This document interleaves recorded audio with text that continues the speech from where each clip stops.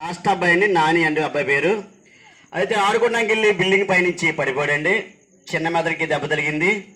డాక్టర్లు అయితే డబ్బుండే డబ్బు ఆసుపత్రి తీసుకెళ్ళు, లేకపోతే గవర్నమెంట్ ఆసుపత్రికి తీసుకెళ్ళు అని అన్నారండి. అంటే నా దగ్గర డబ్బు లేదు, గవర్నమెంట్ ఆసుపత్రికి తీసుకెళ్ళానండి.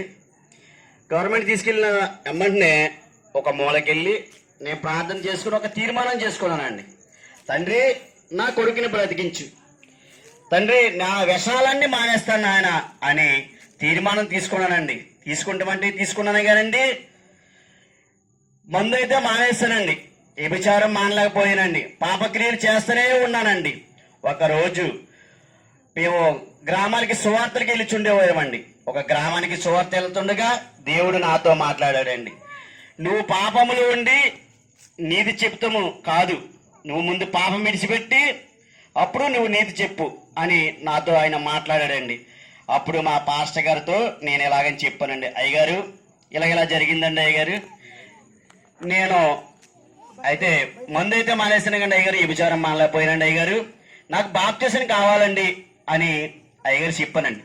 అప్పుడు ఆయన నాకు బాప్టిజం ఇచ్చాడండి. అప్పటి నుంచి నేను రక్షణలో నడుస్తూ నా కుటుంబాన్ని కూడా రక్షణలో నడిపించుకుంటూ, అయ్యా నేను ఏది అడిగినా నా దేవుడు నాకు ఇస్తానండి. అప్పుడు టైంలో 10 రూపాయలే నా జీవితం అండి. ఈ రోజు నాకు దేవుడు 2 గృహాలు ఇచ్చాడండి, 2 ఆటోలు ఇచ్చాడండి.